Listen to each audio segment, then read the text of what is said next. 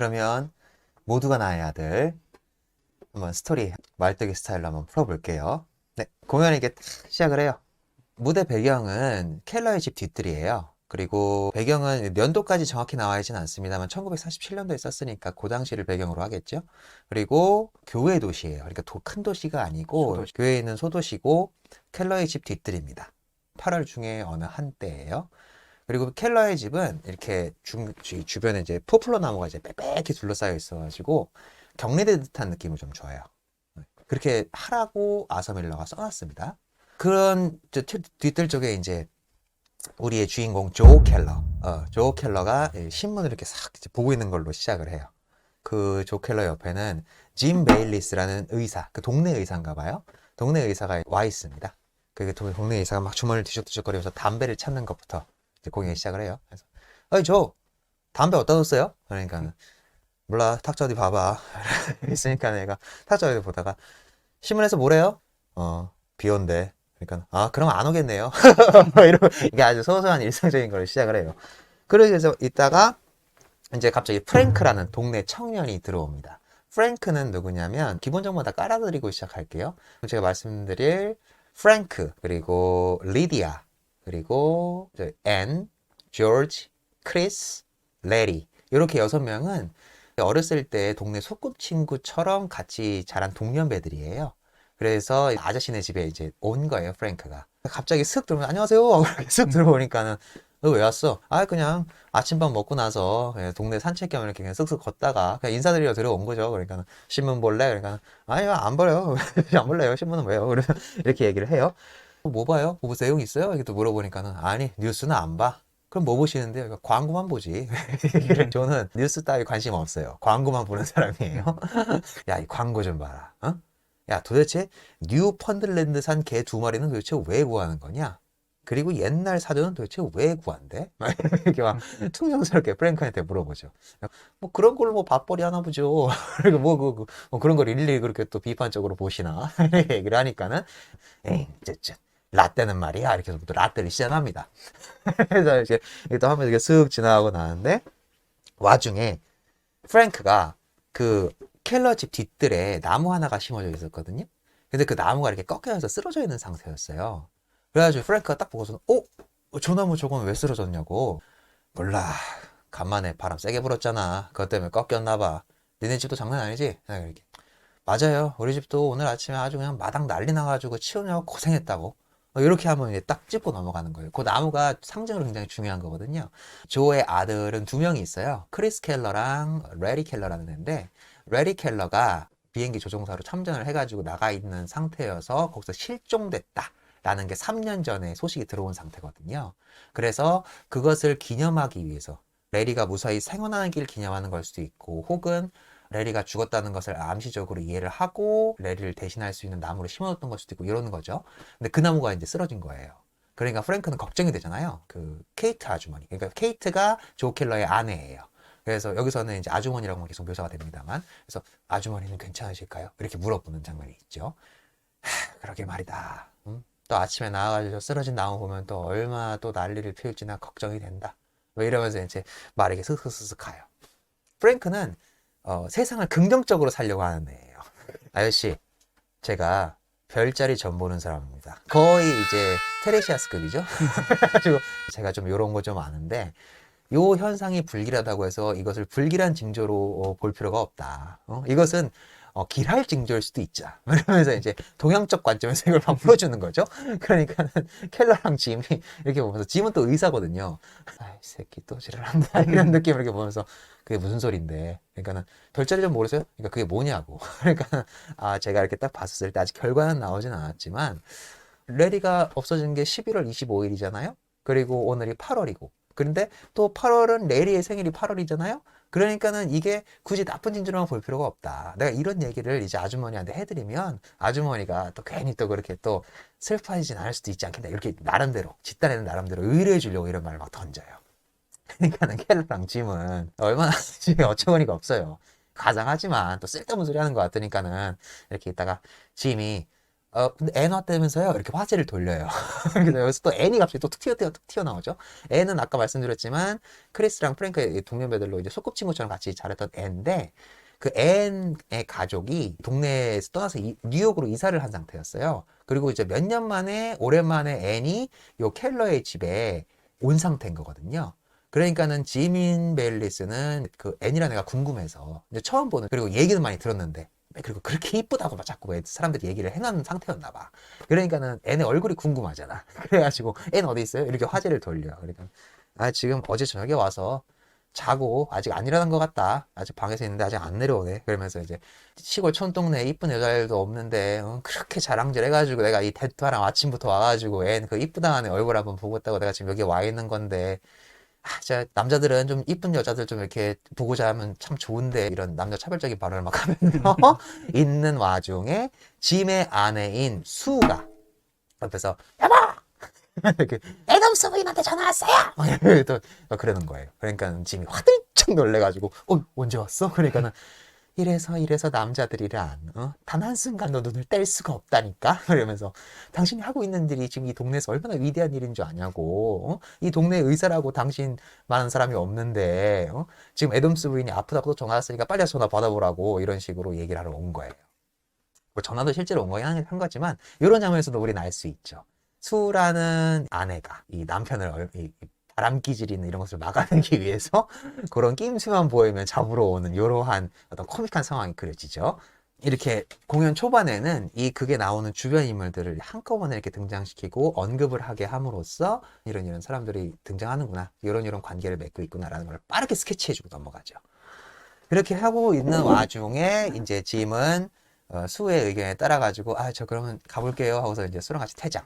그리고 크리스, 이제 조 켈러의 아들인 크리스가 이제 하면서 이제 한 수에는 커피, 한 수에는 도넛 들고 아버지 안녕하세요 하면서 내려오니까는 조 켈러는 또 이제 또 딱 크리스 보면서 신문 볼래? 또 이래요. 조 켈러의 첫인사는 신문 볼래인 것 같아요.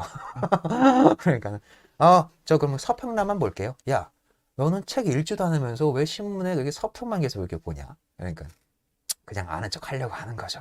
뭐 요즘 사람들 뭐 책 다 읽고 아는 척 하나요? 우리 도토리님 봐요. 그냥 검색만 해서 아는 척 하잖아요. 아무튼 그러니까는 이제 조 켈러가 이제, 그런데 그 신문에서는 그 매주 그렇게 서평이 실리던데 그럼 매주 똑같은 책을 그렇게 서평을 써대는 거냐? 무슨 소리예요, 아버지.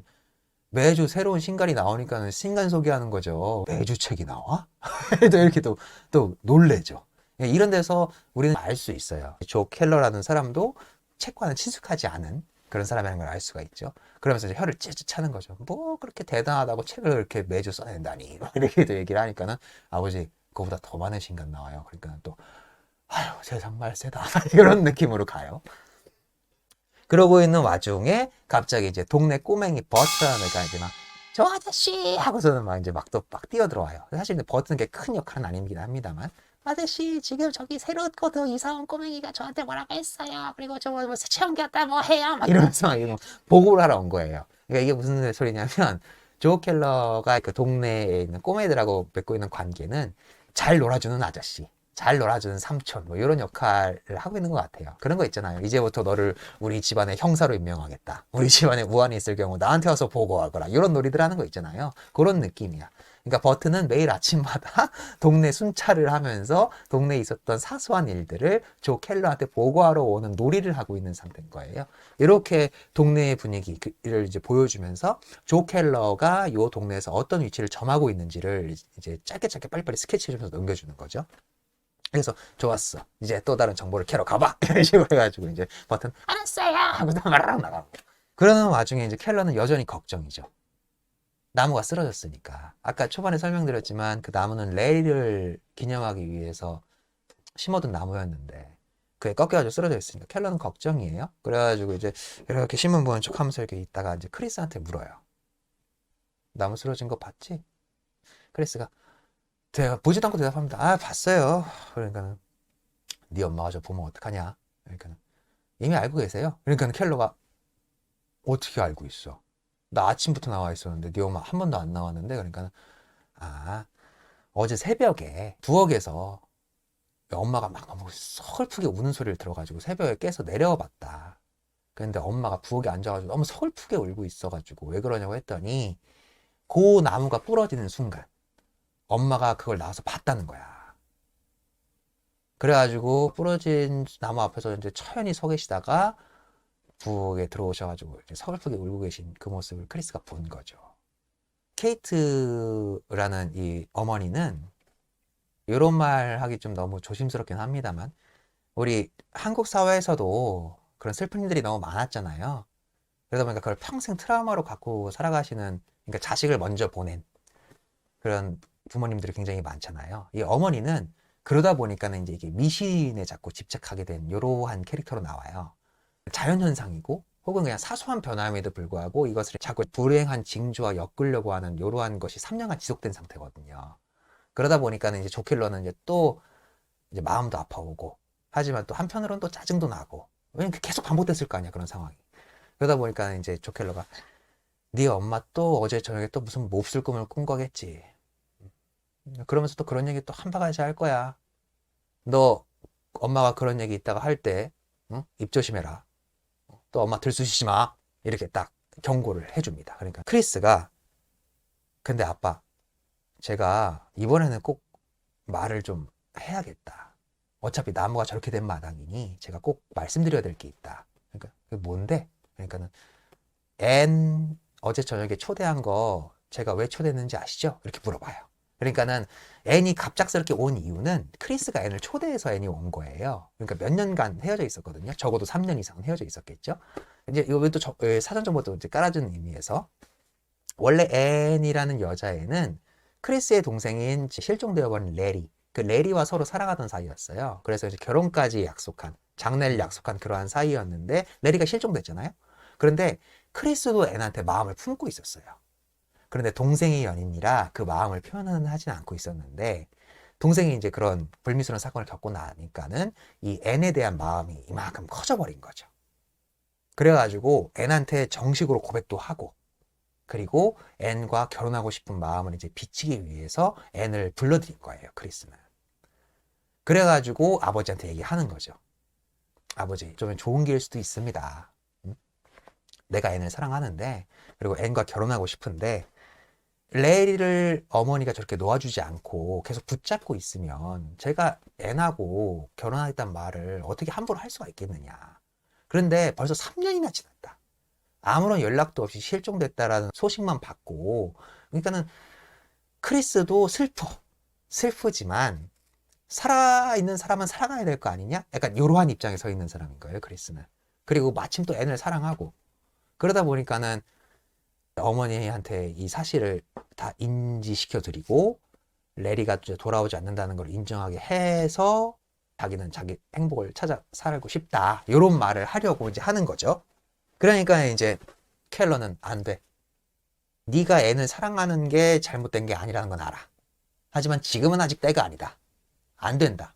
그렇게 해서 네 엄마 들쑤시면 또 그게 또 무슨 도움이 되겠냐고. 절대 말하지 말라고. 그러면서 이제 에코는 신문에 대한 화풀이를 합니다. 이놈의 신문이 문제라고. 이러면서 왜냐면은 요때 당시에 미국 신문이 이제 2차 세계대전이 막 끝난 직후잖아요.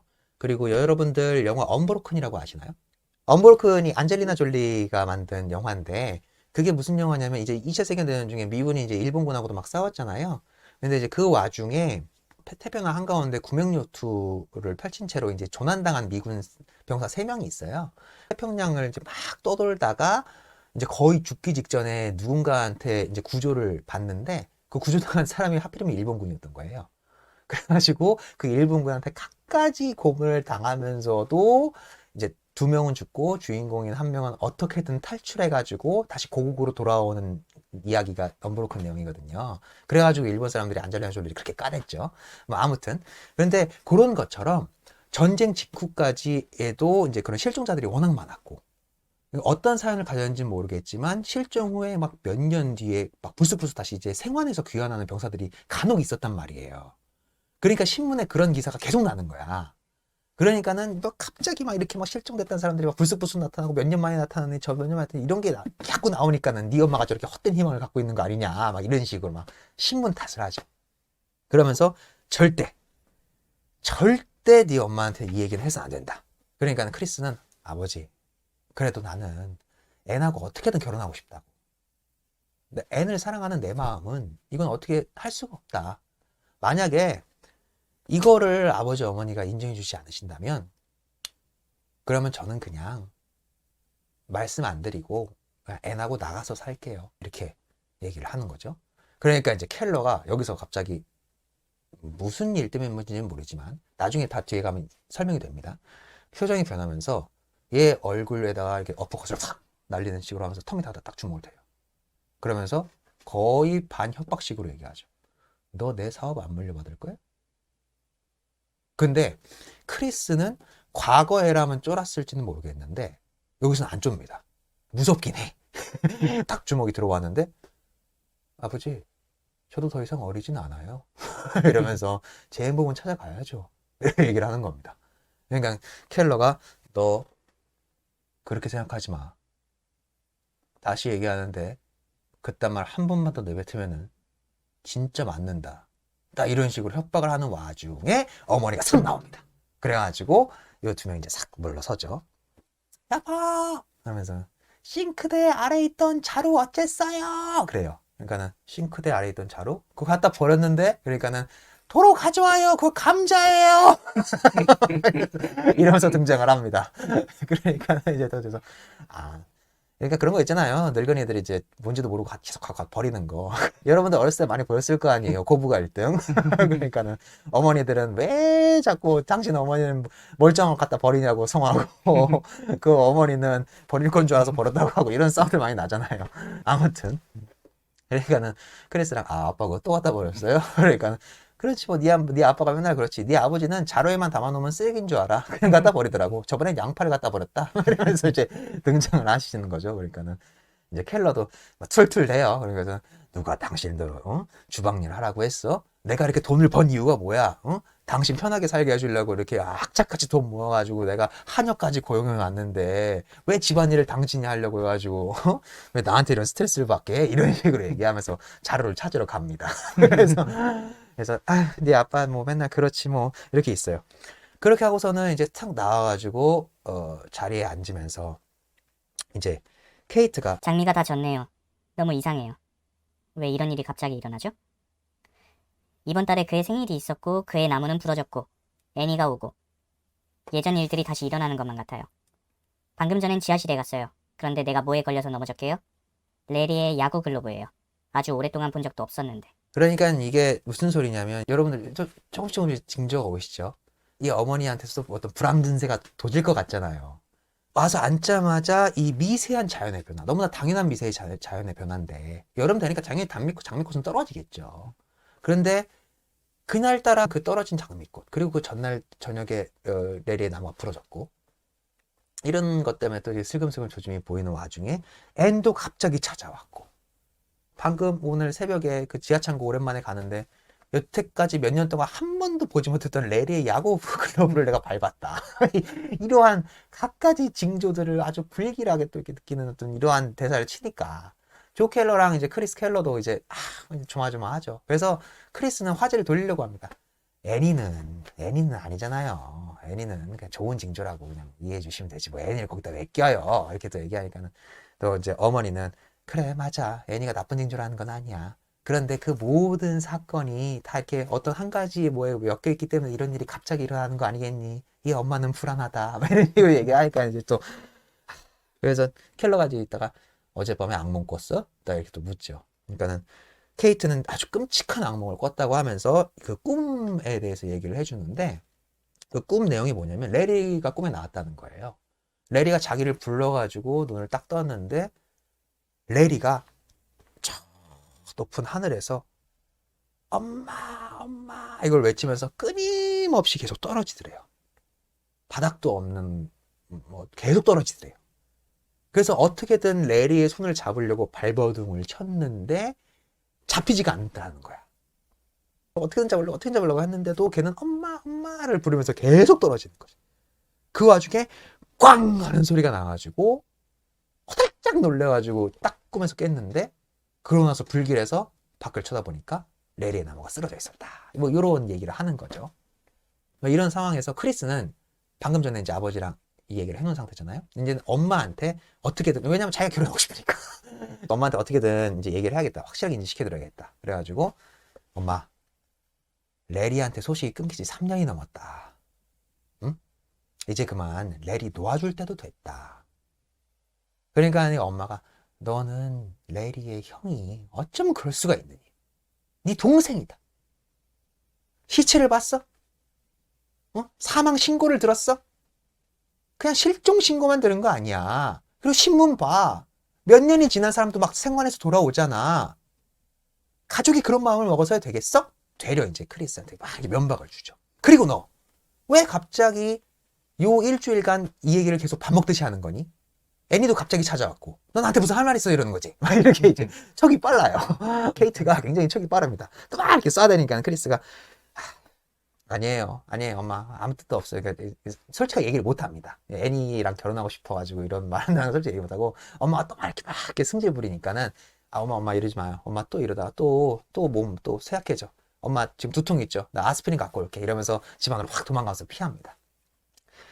그러면서 이제 케이트는 켈러한테 정말 여보 제가 왜 저러는지 모르겠어요. 제가 요 일주일간 나한테 자꾸 레리 잊으라고 자꾸 이렇게 들볶는 바람에 얼마나 스트레스 받는지 알아요? 제가 왜 저래요? 막 이러면서 이제 켈러는 이제 신문만 보면서 몰라 이러고 있고 아 제가 진짜 도대체 왜 저런지 모르겠다. 애리는 왜 제가 쫓아다녔어요? 몰라. 그러면서 정말 오늘 레리가 무슨 일이 있었잖아요. 시장 가서 그런 거 때문에 몰라. 이렇게 계속 이렇게 켈러는 대화를 피하려고 하고 어머니는 도대체 얘네들이 왜 갑자기 요즘 들어서 부산스럽게 이러는지 이걸 자꾸 파고 싶어 하고 이렇게 극도로 흥분한 상태에서 얘기하고 있는 와중에 또 버트가 소식을 이제 또 물고서 막 켈러 아저씨 못된 저 앤디가 이러면서 막 와요.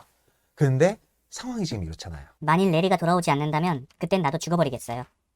웃으세요. 날 비웃으라고요. 그런데 왜 애니가 돌아온 바로 그날 밤 저 나무가 부러진 걸까요? 비웃으라고요. 그러나 저런 일에는 의미가 담겨있는 법이에요. 애니는 레리 방에 자러 들어갔고 레리의 기념물은 산산조각이 났어요. 보세요. 보라고요. 이렇게 그러니까 극도로 신경질적에서 이제 본심이 막 나오는 거죠. 내 말을 안 듣고 나를 자꾸 이것을 인정하라고 나를 이렇게 한다면 만약에 레리가 죽었다라고 나를 인정시키면은 나는 그때 죽어버릴 거다 그냥. 이러면서 보라고 모든 징조가 이 나쁜 징조를 가르치고 있는 이 와중에 자꾸 왜 나를 돌볶느냐라고 이렇게 확 지르는 와중에 버트가 들어온 거죠. 그러니까는 이 케이트는 또 얼마나 짜증이 만큼 나 있어요. 헬로 아저씨 이러면서 막 왔는데 나가 꼬맹이 꼬맹이한테 면박을 딱 줍니다. 그러니까 꼬맹이는 이렇게 얼어가지고 하고 있어. 켈러 아저씨 이렇게 눈치 보고 있고 막 이래서 나가라 그러니까 하고 있다가 그러니까 하면서 나가버려요. 그러니까 이제 켈러는 이제 왜 애한테 승질을 내? 제가 뭘 한다고? 그러니까 당신도 저 애랑 그 노는 그거 다 집어치워. 어? 자기 자식도 못 챙기면서 왜 남의 자식한테 그래? 그래서 이렇게 하고 있는 와중에 이제 애니 탁 내려옵니다. 애니 탁 내려오니까 이제 또 요 신경전이 딱 잠잠해지죠. 애니 전날 저녁에 좀 늦게 왔나 봐요. 그날 저녁에는 이런저런 얘기를 많이 못 나와서인지. 그래서 이제 시시콜콜 안부 이것저것 물어요. 뭐 잘 살고 있니? 이사 간 데는 어떠니? 뭐 어머니는 어떻게 살고 있니? 막 이러는 와중에 갑자기 아까 앤을 그렇게 보고 싶어 했던 짐이 또 이렇게 확 등장을 합니다. 거의 흡사 디그다예요. 그래서 이렇게 담장 밖으로 나오거든요. 그래가지고 당신이 앤이에요? 안녕 이러면서 이렇게 인사를 해요. 그러니까 저분은 그러니까 짐 베일리스라고 옛날에 이사 갔던 네 집에 지금 들어와 살고 있는 의사야. 이렇게 이제 소개를 해주죠. 그래서 여기서 정말 소문대로 미인이시네요. 그렇게 잠깐 얘기를 하려고 하는 와중에 또 수가 여보! 하원우 씨한테 전화했어! 그래가지고 또 이제 귀잡고 끌고 나갑니다. 그리고 이런저런 이야기 와중에 케이트는 이제 앤의 마음을 떠보고 싶은 거예요. 앤이 지금 이사 가서 딴 데 가서 살고 있긴 하지만 사실 레리랑 서로 사랑했던 사이였잖아요. 그리고 결혼까지 하려고 했던 사이였어. 그 와중에 레리가 실종된 거거든요. 그런데 어머니는 레리가 죽었다는 걸 인정하고 싶지가 않고 그러다 보니까 이제 앤도 내심 그러길 바라는 마음이 있었던 것 같아요. 그래가지고 앤한테 이제 슬쩍슬쩍 또 물어봐요. 그러니까 너 요즘에 데이트는 하니? 아니요, 안 해요. 그래. 그러면은 레리가 실종된 이후로 그 누구도 만나본 적이 없다는 거야? 그러니까 애니가 그럼요, 만난 적은 없어요. 그러니까 아유, 좀 이렇게 지고지순할까 하면서 얘기를 하고 또 말도 막 버벅 돌려요. 지금 애네 아버지가 감옥에 들어가 있는 상태거든요. 그런 상황에서 이제 또 그렇게 또 물어봐요. 혹시 그러면 어머니는 아버지랑 이혼은 했니? 이렇게 돌려 물어보는 거죠. 그러니까는 아니요, 이혼 안 하셨어요. 어머니는 아버지 출소하시면 다시 같이 사실 거래요. 어머, 어머니도 지고지순하다. 너의 지고지순이 어머니 아버지한테서 왔나 보다. 이런 식으로 이렇게 얘기를 하는 거죠. 근데 그 와중에 애니 단도직입적으로 얘기합니다. 그런데 어머니, 저 다른 남자를 만난 건 아닌데 레리는 잊었어요. 라고 얘기를 합니다. 아, 그래. 너도 한창 젊을 때고 결혼할 때가 됐고 그리고 3년이나 기다리는 건 솔직히 말도 안 되지. 그래. 잊을 때도 됐지. 이렇게 하면서 이렇게 한 발짝 빠집니다. 그런데 이 마음을 어떻게 할 수가 없잖아요. 그러니까는 잠깐 침묵했다가 바로 앤한테도 막 하소연 하듯이 막 들이밉니다. 하지만 앤? 이러면서 신문 좀 봐. 몇 년간 실종되는 사람들도 돌아왔다는 신문이 막 자꾸 나잖아. 그러니까 이런 데서 이런 잔잔한 아픔 같은 것들이 막 느껴지거든요. 어떻게든 지푸라기라도 잡고 싶어하는 이러한 심정으로 이제 케이트가 또 이제 애한테 얘기를 하니까 크리스는 또 이제 또 얼마나 열이 받아요. 자기가 결혼하고 싶은 여잔데. 그러니까는 엄마 그러지 마.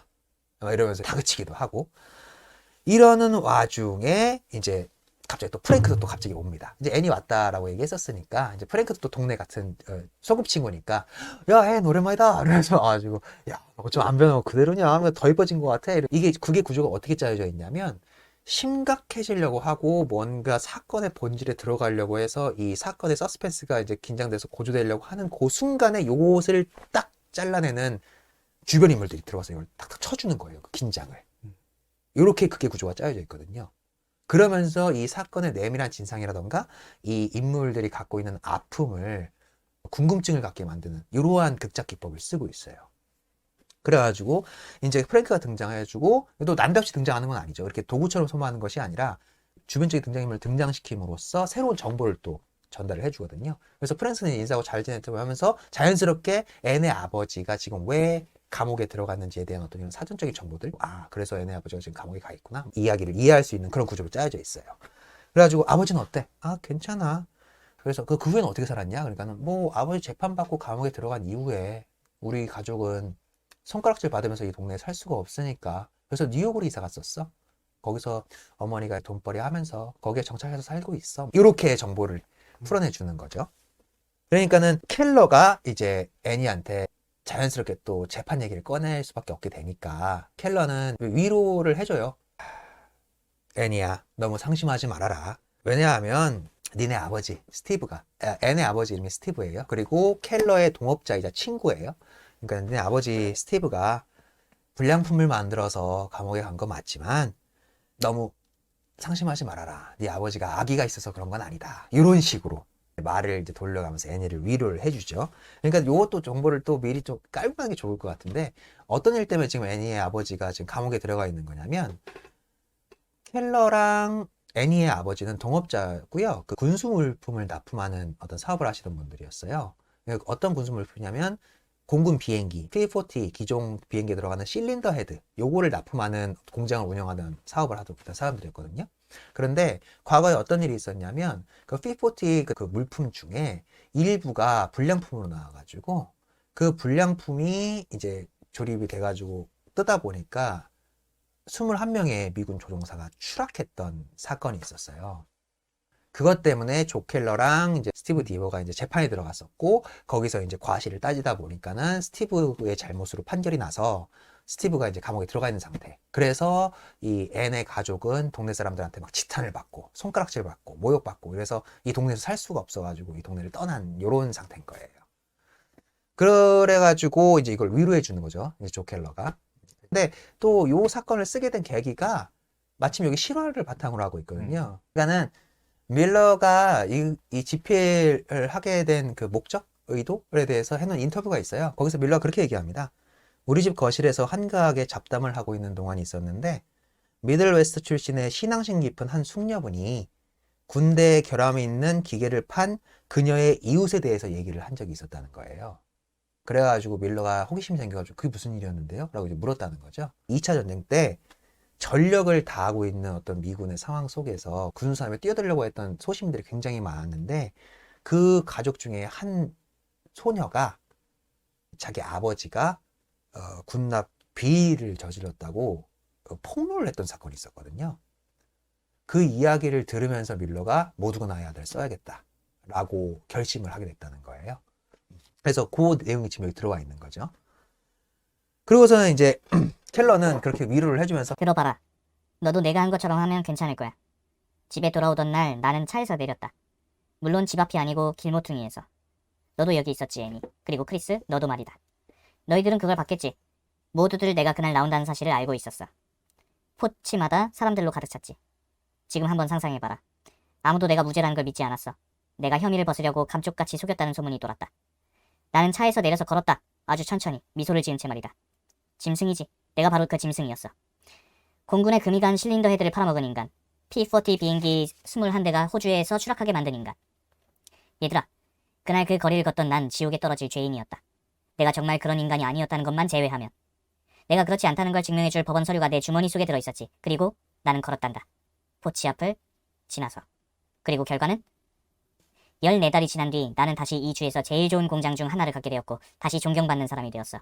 전보다 더 중요한 사람이 된 거라고. 이렇게 위로를 해주거든요, 앤을. 그러니까 이게 무슨 소리냐면 방금 이제 그 사건 설명해 드렸으니까 재판은 같이 받았거든요. 스티브의 단독 범행으로 이제 판결이 나서 스티브는 감옥에 갔고 조도 어쨌든 사업을 같이 했던 사람이니까 조는 무죄를 받고 나오긴 했지만 그래도 동네 사람들은 같이 손가락질할 거 아니에요. 그래서 조 켈러는 이 동네로 돌아오면서 마음이 무거웠겠죠. 근데 그거를 자기가 어떻게 이겨냈는가?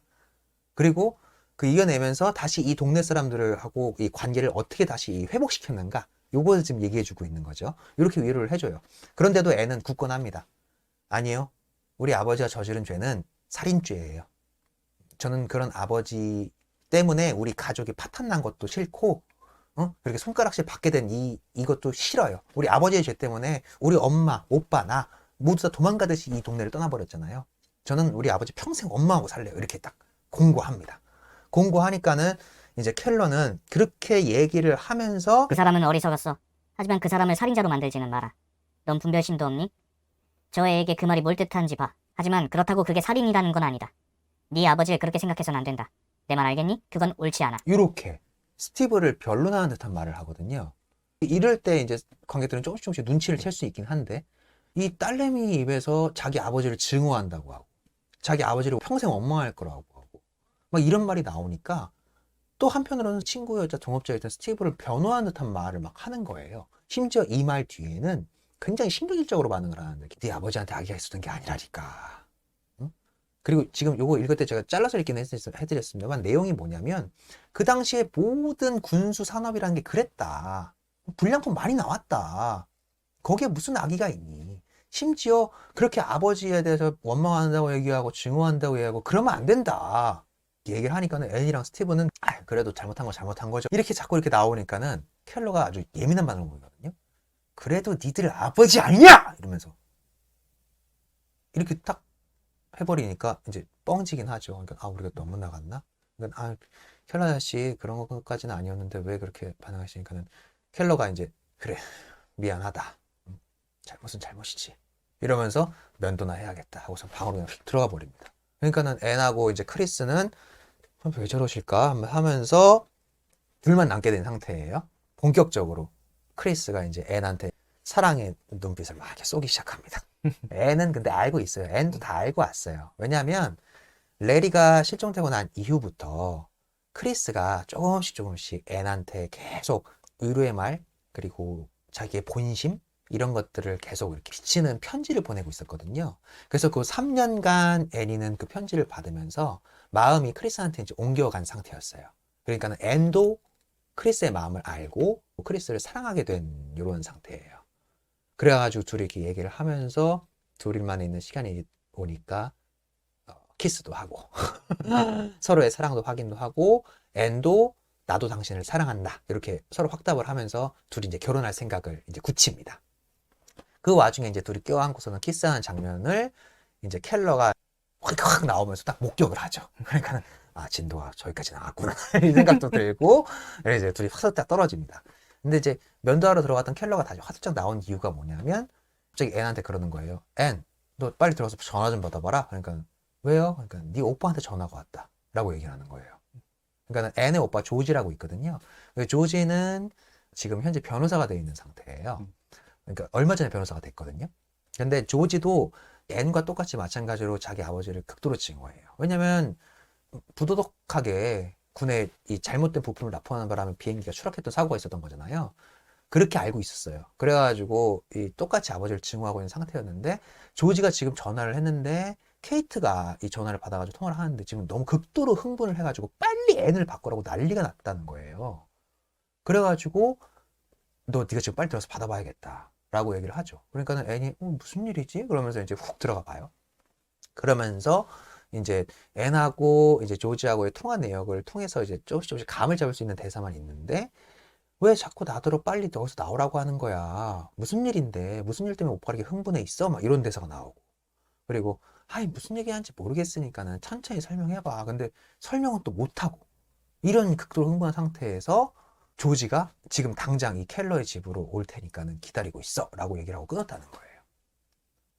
그러니까는 켈러랑 케이트는 조금씩 불안해합니다. 굉장히. 왜 불안해하는지는 이제 뒤에 가면 나오죠. 그래서 크리스는 조지가 오랜만에 온다네? 이러면서 기뻐하고 있고. 이러는 와중에 켈러랑 케이트가 둘이서 이제 조금씩 얘기를 하면서 불안해하면서 케이트가 켈러한테 그렇게 얘기하죠. 여보, 조지가 변호사가 된 거 알고 있죠? 알고 있지. 변호사가 된 다음에 평생 자기 아버지한테 엽서 한 장 보내지 않을 정도로 자기 아버지를 원망하던 조지가 오늘 갑자기 자기 아버지를 면회를 갔고 그리고 면회한 이후에 여기로 당장 찾아오겠다고 하고 있어요. 이것도 징조예요? 이렇게 얘기를 하면서 켈러한테 경고를 내립니다. 영리하게 굴어요, 여보.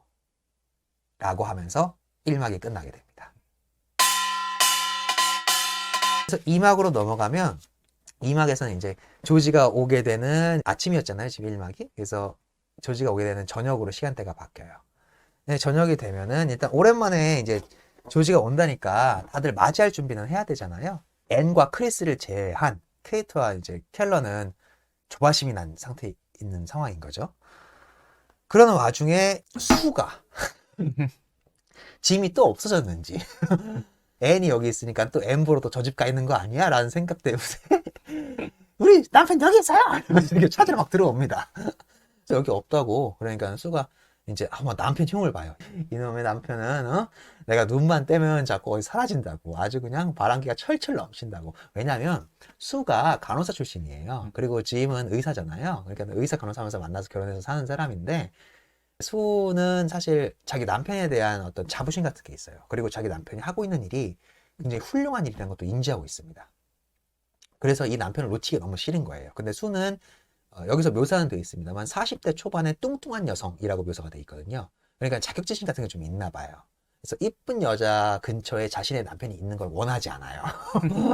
약간 그런 캐릭터로 묘사가 되어 있는데 그러니까는 자기 눈 밖에서 없어졌다라고 싶으면 자꾸 찾으러 오는 거예요.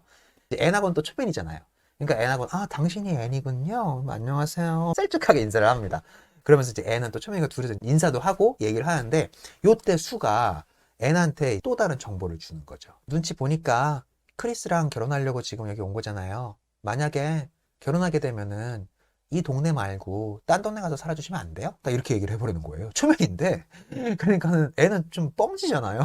처음 만나는데 뭐 이런 무례한 얘기를 해요. 그러니까는 크리스가 우리 남편한테 악영향을 미친다는 거예요.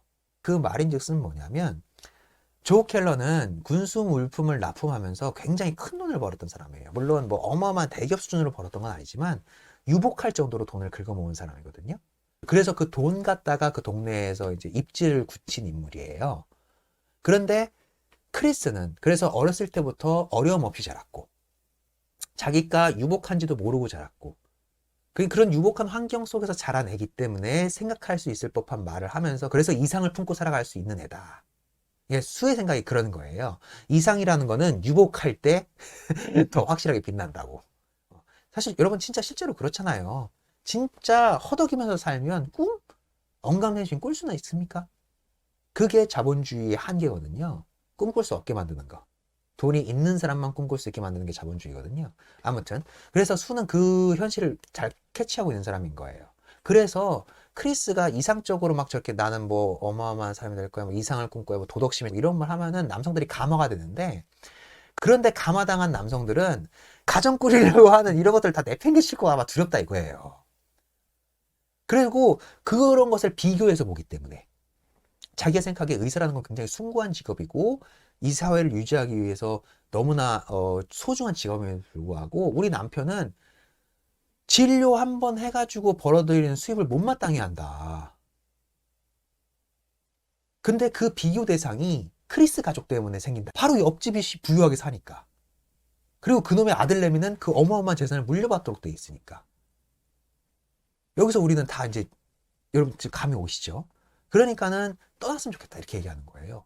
무례하지만. 그러니까는 그런 걸 또 그렇게 무슨 열등감 있으세요? 뭐 그렇게 얘기하세요? 막 이렇게 애는 이렇게 셀쭉하게 얘기하니까는 수가 이제 딱 얘기를 하는데, 어머, 이 아가씨 아무것도 모르네. 이 동네 사람들이 조를 좋게 생각하는 줄 알아요? 동네 사람들이 그냥 입만 다물고 있을 뿐이지 조가 그 스티브한테 죄 뒤집어 쓰고 자기만 나온 거 동네 사람들이 다 알아요. 이렇게 얘기를 한 거예요. 그러니까 애니 그게 무슨 소리예요? 이렇게 되는 거죠. 이 아가씨 진짜 아무것도 모르네. 이렇게 하는 와중에 크리스가 딱 오는 바람에 수가 아이쿠야 하고서는 저 가볼게요. 딱 빠져버립니다.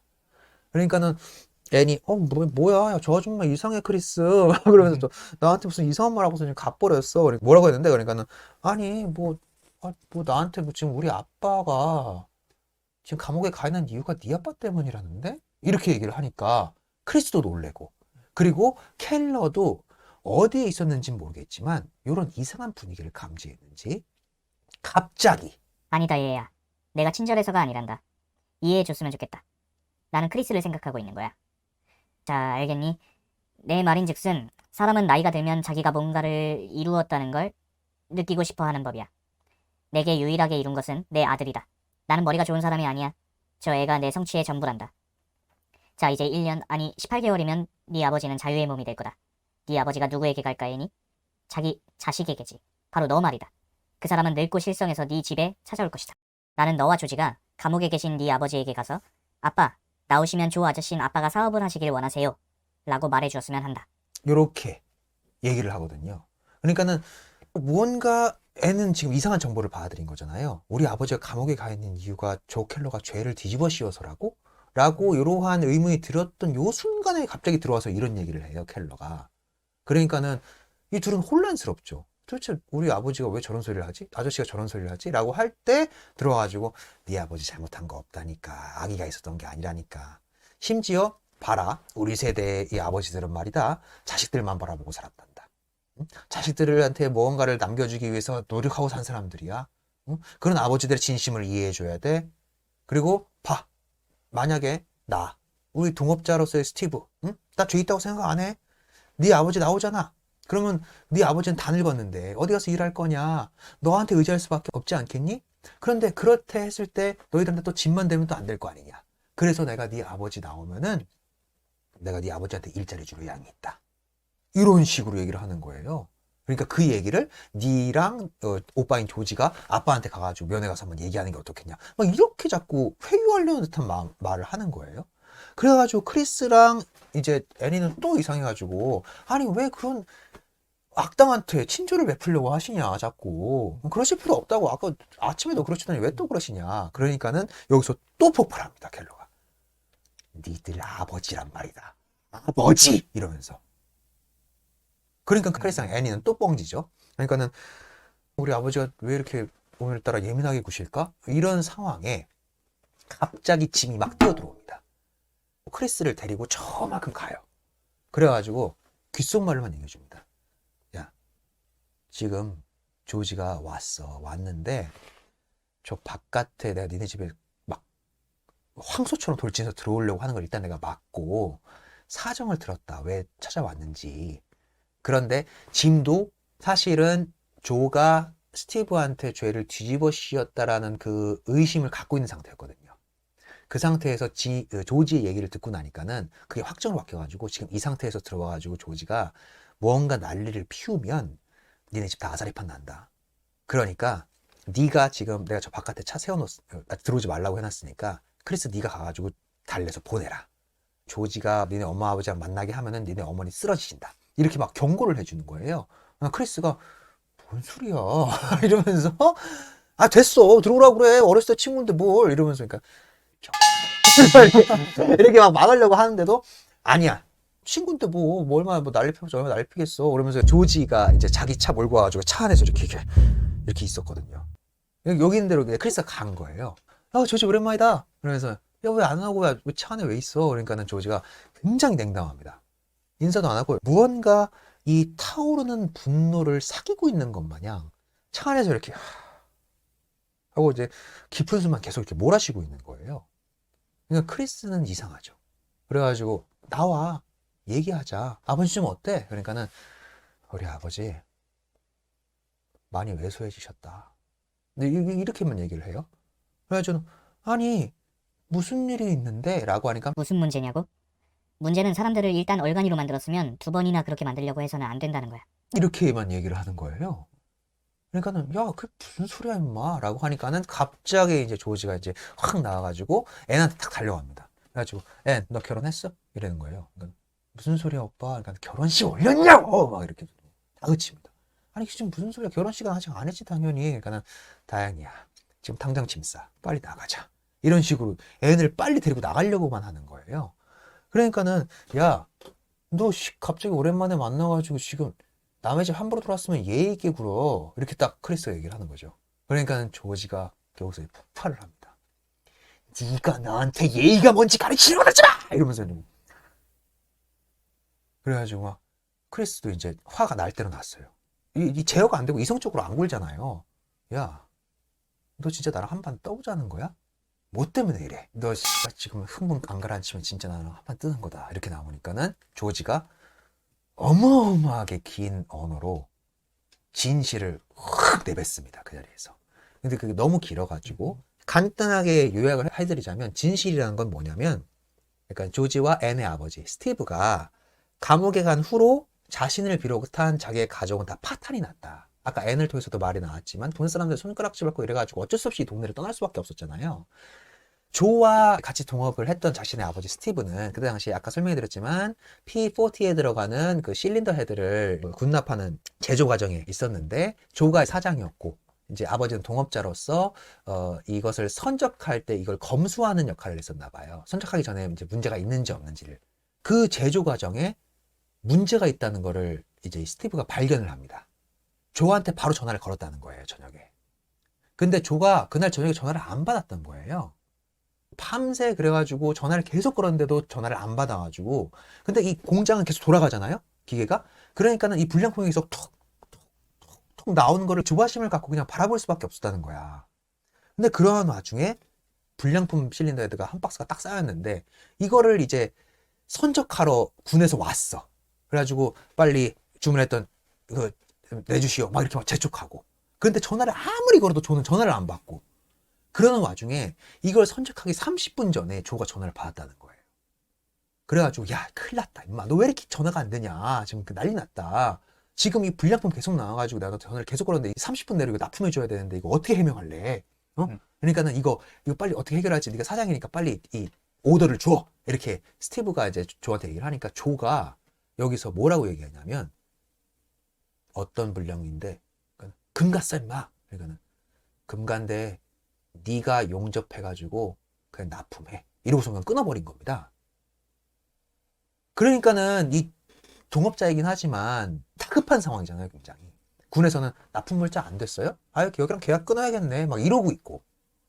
이제 스티브는 이 사업을 망칠 수는 없으니까는 또 사장의 하달 명령이 그렇게 내려왔으니까는 그냥 급하게 그걸 용접을 해버린 거예요. 그래서 그 명령대로 해가지고 납품을 조가 시킨 대로 한 거예요, 그냥. 그리고 21대의 비행기가 추락해버린 거죠. 그리고 조랑 스티브는 재판대에 섰고 그 재판대에서 조는 나는 스티브에게 그런 지시를 내린 적이 없다라고 얘기를 한 거예요. 그래서 스티브가 뒤집어 쓸 수밖에 없었던 거죠. 그러니까 그 법정에서는 스티브는 그렇게 얘기했겠죠. 나는 이것이 문제가 있는 줄 알아서 전날 저녁부터 사장인 조한테 전화를 계속 걸어댔다.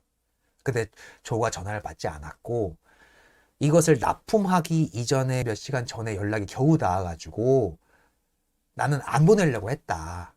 그런데 조가 나더러 용접해서 보내라고 했다. 라고 얘기했는데 조는 나는 그런 전화를 건 적이 없다. 스티브가 알아서 혼자 한 거다. 그날은 내가 독감에 심하게 걸려가지고 그 누구와도 전화통화를 한 적이 없다. 라고 증언을 하고 요 증언을 무죄 삼아서 나왔던 거였거든요, 조가. 그렇게 자기 아버지만 투옥됐다. 애니, 이래도 너 크리스랑 결혼할래? 딱 이렇게 되는 거죠. 그러니까는 크리스랑 애는 혼란스럽죠. 이 어마어마한 사실을 받아들이기가 힘들어요. 그런데 어떻게 할 수는 없잖아요. 그런데 크리스는 믿고 싶지 않아 합니다. 우리 아버지가 그럴 리가 없다. 우리 아버지가 그런 어마어마한 죄를 저질렀을 리가 없어. 너 지금 오랜만에 와가지고 지금 이게 무슨 짓이야? 막 이렇게 나오고. 애는 오빠 지금 너무 받아들이기 힘들다. 안 믿으려고 해요. 그러니까 이제 조지는 이만큼 화가 나가지고 내 말이 맞다고. 내 말이 맞다고. 그런데 그놈의 그 전화를 입증할 수가 없기 때문에 우리 아버지가 다 뒤집어 쓴 거라고. 그러면서 삼자대면 하자. 응? 삼자대면 해가지고 내가 이거 해볼게. 계속 하면 난동 나잖아요. 그러니까 크리스가 너 난동 피우면 죽여버릴 거야. 어? 뭐 멋대로 지금 스트레스 갖고 와가지고 지금 우리 가족한테 이런 혼란 주려고 하는 것 같은데 한마디만 해봐. 진짜 죽는다. 이렇게 싸움이 나려고 하고. 이러한 와중에 이제 케이트와 켈러가 요 뒤뜰로 확 나옵니다. 집안에 있다가. 그래가지고 조지 오랜만이다. 조지 오랜만에 왔네. 많이 컸네. 변호사 하더니 신수가 헌해졌다 야. 이러면서 이제 잠시 소강 상태에 접어들려고 하죠. 요 와중에 조지는 끊임없이 이 이야기를 하고 싶어가지고 이제 부글부글 대고 있는데 크리스는 이제 위태위태하니까 얘기하지 마. 얘기하지 마. 이렇게 계속 경고, 협박 이런 거 막 하고 있는 와중이죠. 근데 그런 분위기를 다 알 거 아니에요. 받아들일 거 아니에요. 그러니까 켈러가 아니야, 크리스. 냅둬봐. 쟤 무슨 나한테 하고 싶은 말이 있는 것 같은데 얘기하게 냅둬봐. 그러니까 조지가 얘기를 해버리는 거죠. 저 아저씨, 우리 아버지 제가 면회 갔다 온 거 알고 계시죠? 그러니까 알고 있다. 우리 아버지는 전쟁으로 돈 벌었던 모든 사람들을 다 총살시키고 싶어 해요. 그러니까는 조는 이렇게 그 얘기를 듣고 있다가 총알이 좀 많이 필요하겠다, 야. 이렇게 얘기를 합니다. 그 당시에 미국의 모든 남자들 중에 전쟁으로 돈 못 버는 남자들도 있단 말이냐? 하물며 이렇게 얘기하면서 네 아버지 얼마나 소인배인 줄 아냐? 응? 모두가 돈 벌려고 아득바득하면서 이윤 남겨먹으려고 주식 투자하고 막 이럴 때 네 아버지는 소심해가지고 주식 투자도 못하던 쥐새끼 같은 소인배다. 이렇게 모욕을 해버립니다. 그러니까는 조지가 마음이 얼마나 그래요. 그래가지고 이제 조지가 이제 딱 자리에서 일어나가지고 이제 주변을 한번 딱 이렇게 둘러봅니다. 마음도 좀 가라앉히게 딴 소리를 좀 하고 싶었던 거겠죠. 그래서 여긴 정말 변한 게 없네요. 어렸을 때 이 뒷들 여기서 우리 크리스, 레리, 앤 뭐 프랭크, 리디아 다 같이 모여서 재밌게 놀았는데 아주머니도 변하신 게 거의 없네요. 저 어렸을 때 봤던 그 젊었을 때 모습 그대로인 것 같아요. 아저씨도 하나도 변한 게 없으시네요. 그 호방함하며 건장한 최고하며 이렇게 얘기를 하는 거죠. 근데 여기 유도신문이었던 거예요. 이렇게 얘기를 하면서 칭찬을 싹 해주니까 켈러가 그렇게 얘기합니다. 그럼 나는 일이 너무 바빠가지고 아플 새가 없었어. 딱 이렇게 얘기를 해버리죠. 그리고 그 옆에 케이트가 거둡니다. 맞아. 이가 얼마나 건강한지 15년 동안 아픈 적이 한 번도 없었단다. 그러니까는 켈러가 아차 싶었는지 독감. 딱 이렇게 얘기합니다. 네? 독감. 전쟁 중에 독감 한번 걸린 적이 있잖아. 아, 아, 맞아. 그 독감 한번 걸렸을 적이 있었어. 그때 빼고는 아픈 적 없단다. 이렇게 얘기를 하면서 크리스 앤 조지가 눈치를 채게 되는 거예요. 들었지? 크리스 앤 들었지? 케이트 아줌마, 왜 방금 전에 15년 동안 아픈 적 없다고 했다가 말 바꿔요? 이렇게 드러나는 거예요. 그러니까는 케이트는 이제 직감합니다. 아, 큰일 나겠다 이거. 앤, 너 빨리 짐 싸가지고 네 오빠 데리고 빨리 니네 집으로 가. 이래버리고. 크리스는 왜요 엄마? 왜 앤을 가라고 그래요? 나 앤하고 이거 얘기할 거 있는데. 막 이러면서 안 돼, 안 돼, 안 돼. 쟤네들 빨리 나가야 돼. 나가야 돼. 막 이러면서 모두 다 보내버리라지. 얘야, 네 동생은 살아있어. 왜냐하면 그 애가 죽었다면 네 아버지가 죽인 게 되기 때문이야. 이제 날 이해하겠니? 네가 살아있는 한 그 애도 살아있어. 하느님께서는 아들이 제 아버지 손에 죽도록 내버려두지 않는단다. 이제 알겠지? 안 그래? 알겠지? 이렇게 영문 모를 말을 막 이 불안 증세와 함께 쏟아내는데 이게 무슨 소리냐면 조지가 한 진실이 맞는 거예요. 조가 죄를 함께 스티브와 저질러 가지고 군에 잘못된 부품을 납품을 했고 그러한 결과로 미군의 젊은 조종사들이 죽게 된 결과로 가게 되는 거잖아요. 그 부도덕함. 그러니까 그 부도덕함이 자기 아들을 죽인 것과 마찬가지라고 이 어머니는 인식하고 있는 거예요. 그렇기 때문에 저 말이 진실이면 안 되는 거예요, 어머니는. 그렇기 때문에 이 말을 부정하고 싶고, 그래서 이 전체적인 사건을 크리스라는 또 다른 아들이 제대로 알기를 원하지 않는 거예요. 자신들의 죄업을. 그래서 앤하고 조지더라 빨리빨리 나가버리라고 한 거고, 앤이 그래서 그 조지를 데리고 어거지로 져가지고 걔를 보내거든요. 그러니까 크리스는 근데 이미 의심이 들어버렸잖아요. 그래가지고 캐럴을 다그칩니다. 아버지가 그 일을 한 게 맞아요? 진짜 아버지가 지시했어요? 그런데 켈러는 이렇게만 얘기합니다. 레리는 P40를 조정하지 않았잖아. 그러니까 크리스는 다시 묻습니다. 아버지가 그 불량품을 납품하라고 지시한 게 맞아요? 레리는 P40는 조정 안 했잖아. 아버지가 불량품을 군에 납품한 게 맞냐고요. 너 왜 그러냐? 내가 납품한 물품은 P40에 안 들어갔다니까. 내가 납품한 제품은 P40에만 쓰이는 실린더 헤드야. 레리는 P40를 안 물었잖니. 너 지금 왜 이래? 나한테 무슨 말 하고 싶은 건데? 이렇게 나오는 거죠. 근데 크리스가 이 부분에 대해서 왜 이렇게 민감하게 구냐면 크리스도 전쟁에 참여했던 이력이 있습니다. 그러니까 어떤 순서냐면 크리스가 형이잖아요. 그래서 크리스가 그 2차 세계대전에 먼저 참전을 했던 이력이 있어요. 그래가지고 소대장으로 참전을 했던 이력이 있는데 전투 중에 자신의 소대원을 다 잃었던 과거가 있습니다. 그래가지고 이 전쟁이라면 아주 지긋지긋하게 생각하는 사람이거든요. 그리고 그러한 과정 내에서 어떤 숭고함도 배우고 도덕심도 배우고 이 고향으로 돌아온 사람이 크리스예요. 전후에 이것에 대해서 어마어마하게 큰 이 마음을 갖고 있는 아들인 거죠. 그리고 나서 돌아오고 나서 자기의 동생인 레리도 비행기 조종사로 이제 2차 세계대전에 참전을 했는데 근데 3년 전에 이제 실종 신고가 됐거든요. 그 실종 신고가 어떻게 돼 있냐면은 비행기를 몰고 나간 다음에 실종되었다 라고 기사가 났던 거예요. 그래가지고 이런 군 문제에 대해서는 굉장히 민감한 반응을 보일 수밖에 없는 거죠. 그런데 비행기를 몰고 나간 다음에 실종이 됐으니까 무슨 연유로 실종됐는지를 모르는 거잖아요. 뭐 저한테 뭐 이 습격을 당한 건지 아니면 비행기 결함의 문제였는지 이런 것들을 모르는 거잖아요. 그런데 우리 아버지가 군수물품을 납품한 사람인데 불량품을 납품하고 있었고 그리고 실제로 거기서 사상자가 나왔잖아요. 그러니까 이 사실을 받아들일 수가 없는 겁니다. 그리스는. 그래서 전화로 시켰다면서요. 하면서 이제 아버지를 이제 몰아세우기 시작하는 거죠. 이 아버지의 부도덕함에 대해서. 그러니까는 켈리 또한 흥분해가지고 이렇게 얘기를 해버립니다. 그럼 어쩌라고 임마. 그럼 어쩌라고. 응?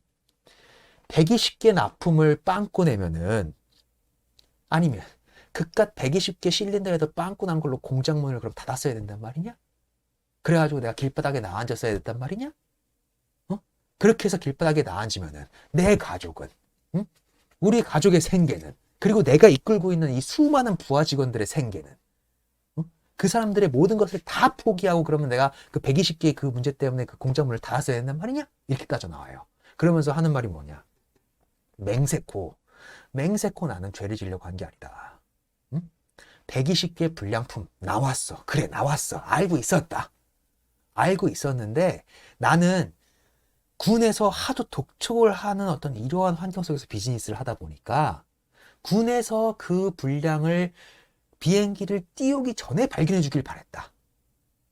그래서 야, 니네 납품선 중에 120개 정도는 지금 불량품이던데 빨리 120개 새 걸로 빨리 찍어 보내. 이렇게 얘기해 주길 바랬다는 거예요. 왜냐하면 계약 관계가 유지되려면 120기가 지금 불량품이 나와가지고 요번에 납품해야 될 물품을 납품 못하겠습니다. 죄송합니다. 라고 얘기하는 순간 계약은 끝이라는 거야.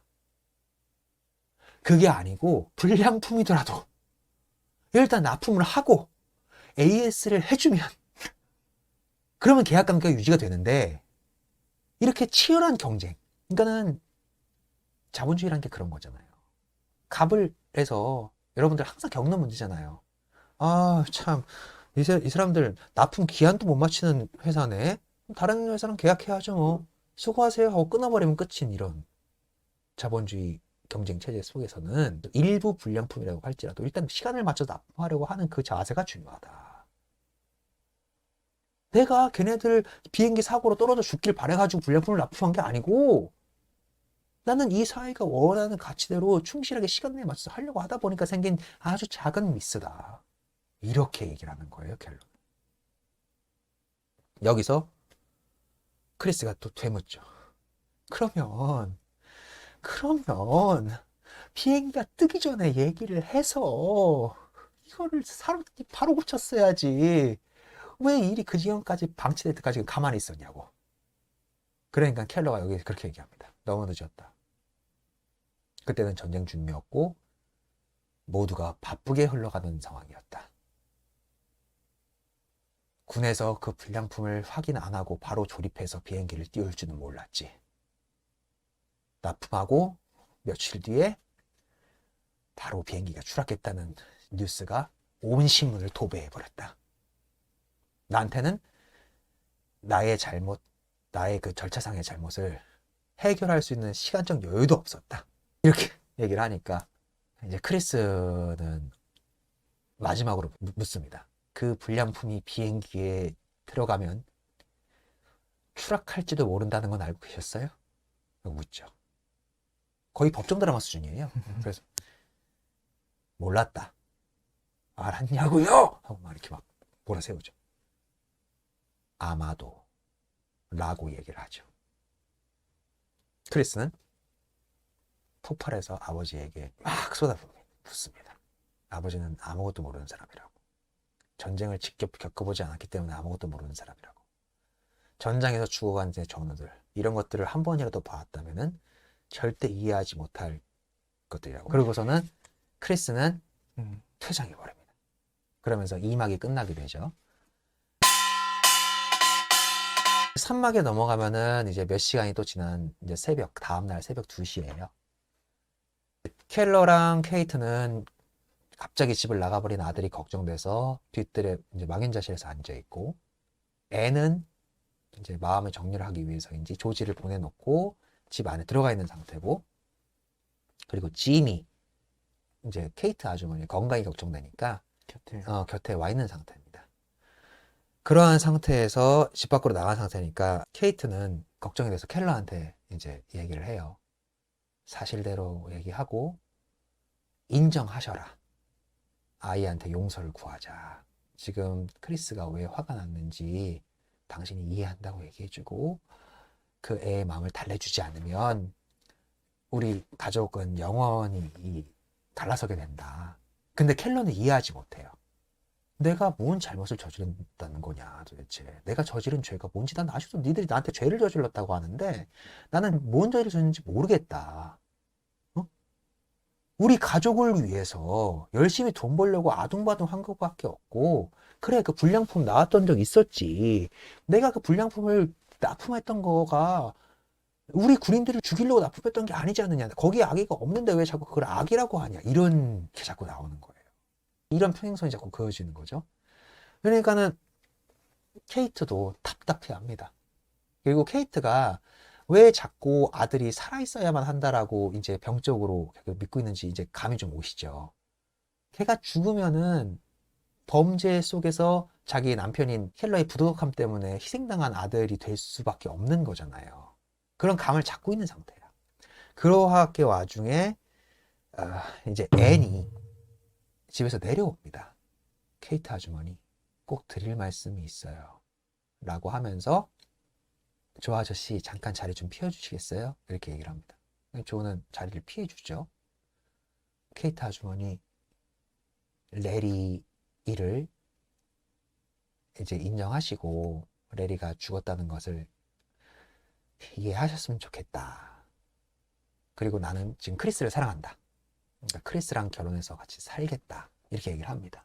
그러니까 케이트는 또 막 얘네들이 지금 다른 문제가 이렇게 크게 일어나 있는데도 불구하고 또 내 속을 뒤집어 놓으려고 하나? 너 왜 이러니 앤? 왜 너까지 그러니? 라고 하니까는 저는 레리가 확실히 죽었다는 걸 안다라고 얘기를 하는 거예요. 네가 그걸 어떻게 알아? 응?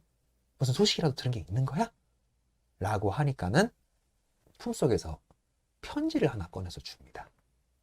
이 편지가 무슨 편지냐면 레리가 자살 비행을 하기 전에 애니한테 보낸 편지예요. 그래서 이 편지를 읽고 어머니는 이제 오열을 하시게 되죠. 이 상황을 믿을 수가 없어서. 그때 이제 크리스가 들어옵니다. 엄마 왜 이렇게 또 울고 있어? 그러니까 이제 눈막이 훔치면서 아무것도 아니다. 그래 어디를 이렇게 있다 온 거냐? 그러니까 제가 뭔가 잘못 살고 있었던 것 같아서 생각 정리를 좀 하려고 드라이브 좀 길게 하다 왔다고, 그리고 결심이 섰다고 라고 얘기하면서 이제 얘기를 하죠. 어머니 저 그냥 떠날게요. 이렇게 얘기합니다. 그러니까 이렇게 대화가 안 통하는 부모님들과는 살 수가 없다고. 그러니까는 무슨 소리야? 네가 왜 떠나니? 라고 하니까는 무슨 이유? 내가 그분을 감옥에 보내면 죽은 사람들이 살아 돌아오나? 그게 아니라면 뭘 위해서 그렇게 해야 해? 우리는 개 같은 인간들을 총으로 쐈어. 거기에는 진짜 명예가 있었지. 뭔가를 지키기 위한 것이었으니까. 하지만 여긴, 이 땅은 거물급 개들의 나라야. 이곳에서는 인간을 사랑하지 않아. 잡아먹을 뿐이야. 그게 법칙이지. 우리의 유일한 생존 법칙. 이번에는 단지 그저 몇 명쯤 죽는 일이 벌어졌을 뿐이야. 그게 다야. 세상이 그런 식인데 내가 어떻게 아버지에게 화를 풀겠어. 그게 뭐라고. 여긴 동물원이야. 동물원이라고. 이렇게 얘기를 해요. 이런 이유 때문에 나는 어머니 아버지랑 같이 살 수가 없다. 크리스의 생각은 이런 거죠. 자기는 전쟁에 참여해가지고 인간의 숭고함이라던가 전회라던가 도덕심이라던가 이런 것들을 배워갖고 온 상태예요. 그러니까는 그러한 물품에 어떤 부도덕함이 들어가 있으면 안 되는 거죠. 군납비를 통해 가지고 한편으로 예를 들어 가지고 자기 아버지가 총에 들어가는 이 놀이쇠 이거를 납품하는 사람이었다고 쳐봐. 그래서 총 빵 쐈는데 여기서 빵 터져가지고 몇 명씩 막 죽어난다고 쳐봐요. 적군하고 싸워가지고 적군을 죽이는 것, 물론 그것도 안 좋은 거지만 거기에는 명예로운 행위라는 어떤 이런 가치가 묻어 있다. 그 살인을 저지르는 행위가 나쁘다는 거 알지만 전쟁이기 때문에 거기에는 명예로운 행위가 묻어 있어가지고 그런 것은 내가 참을 만은 했다. 그런데 단지 돈을 벌기 위해서 불량품을 자기 군에 납품해가지고 자기 나라 국민을 죽였다고. 내가 이건 도저히 용서 못하겠다. 근데 그게 하물며 우리 아버지였다. 내가 이걸 어떻게 이해해서 당신들과 함께 살아갈 수가 있나. 이렇게 지금 항변을 하는 거죠. 그러니까는 이제 앤이 케이트한테 보여줬던 편지, 레리의 편지를 크리스한테도 줍니다. 그러니까는 크리스가 이제 이걸 읽으려고 하죠. 하는 순간에 이제 케이트는 그 읽으면 안 된다고. 읽으면 안 된다고. 이렇게 뜯어 말려고 하고 이렇게 아사리판이 나니까 켈러가 이제 집에서 확 나오면서 들어갔구나, 크리스. 너 지금 왜 이렇게 엇나가는 거야? 어? 내가 도대체 잘못한 게 뭐란 말이냐? 이렇게 이제 마지막 대화를 시작하죠. 크리스는 이제 그런 아버지가 꼴도 보기 싫고 이런 와중에 레리의 편지를 팍 펼쳐가지고 아주 큰 소리로 레리의 목소리를 대변해서 레리의 편지를 읽어나가기 시작합니다. 그 레리의 편지가 굉장히 길어요. 굉장히 길어서 그 레리의 편지의 내용은 뭐냐면, 그러니까 레리는 편지로만 등장하는 사람이에요. 레리가 자살 비행을 했던 이유에 대해서 써놨어요. 그러니까는 앤을 너무 사랑하고 전쟁을 이제 마치고 이제 무사히 이제 고국에 돌아가게 되면 앤과 결혼해서 행복하게 살 날도 꿈꾸고 왔는데, 그러는 와중에 작전을 하려고 외국에 나가 있는 와중에 국내에서 난 신문을 봤다. 그리고 그 신문 내용이 바로 자기 아버지 조와 스티브가 불량품으로 납품하고 있어서 21명의 동료들이 이제 비행기 추락사고를 당했다. 이 기사를 봤다는 거예요. 그래가지고 그 편지를 보고 난 정찰 비행을 나간 날 너무 멍했다는 거야. 그래서 하염없이 20분 동안 정찰 비행을 하고 나서 기지에 돌아오고 나서 생각을 해봤는데 자기가 이 아버지를 용서할 수가 없다. 나는 우리 아버지의 죄를 용서할 수도 없고, 그리고 그런 아버지의 아들이라는, 그러니까는 이게 굳이 이제 우리나라 상황으로 좀 대입을 시켜보자면 친일 행위를 한 아버지를 둔 아들. 근데 그 아들은 정의로워. 이런 데서 오는 딜레마인 거거든요. 그래서 친일파 아버지를 둔 그 자식들이 살부계를 쓰고 이제 정의로운 것을 하겠다라고 모였던 그 청년 단체들이 있었잖아요. 살부계라고 하는데 그러한 입장에 서 있던 거예요, 레리는. 그래서 레리는 그 편지에 마지막에 그렇게 써놨습니다. 내가 만약에 고국으로 들어간다면 우리 아버지를 죽일 것 같다고. 그리고 그 어마어마한 죄를 안고 내가 지금 여기서 계속 살아갈 수가 없다고. 당신이 이 편지를 받는다면 내가 더 이상 이 세상에 없다는 것을 알아두라고. 라고 하고 비행기로 이제 정찰 비행기로 나간 와중에 실종되었다는 이제 뉴스가 들어온 거예요. 그러니까 자살 비행을 했다고 추측할 수 있겠죠. 그렇게 읽어주고 나니까 켈러가 여기서 이제 충격을 받습니다. 이 편지가 내게 그렇게 말하는 게 아니라면 이 편지는 대체 뭐란 말이오? 물론이지. 그 애는 내 아들이었어. 하지만 레리는 그들 모두가 내 아들이었다고 생각해. 그리고 내 생각에도 그들이 내 아들이었던 것 같고. 그들이 내 아들이었던 것 같아. 이렇게 마지막 대사를 하면서 집 안으로 들어가 버립니다. 완벽하게 이해한 건 아니겠지만 이제서야 이해하게 된 거예요. 자기 아들 레리의 죽음.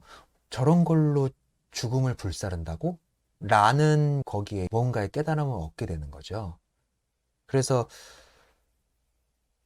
충격을 먹고 켈러는 집 안으로 들어가고 어머니는 네 아버지 좀 말려봐라. 이 최악의 상황으로 가는 이 상황으로 우린 가만 안 된다. 라고 크리스를 얘기하지만 크리스는 마지막에 이런 대사를 치면서 끝까지 어떻게 인간이 살아야 되는지에 대해서 얘기를 하거든요. 더 나은 사람이 될 수 있어요. 단 한 번만이라도 우리 말고 다른 사람들로 이루어진 세계가 있다는 것과 거기에 대한 우리의 책임을 아는 것 말이에요. 만일 그걸 모르신다면 두 분은 당신 아들을 저버린 거예요. 왜냐하면 그게 바로 레리가 죽은 이유니까요. 하는 순간 하고 집안에서 총성이 울립니다. 켈러가 권총 자살을 하게 돼요. 그렇게 해서 공연이 끝이 나게 됩니다. 네, 요 모두가 나의 아들 제가 좀 길게 얘기한 것 같은데 뒷이야기는 3부를 통해서 얘기해 보도록 하겠습니다.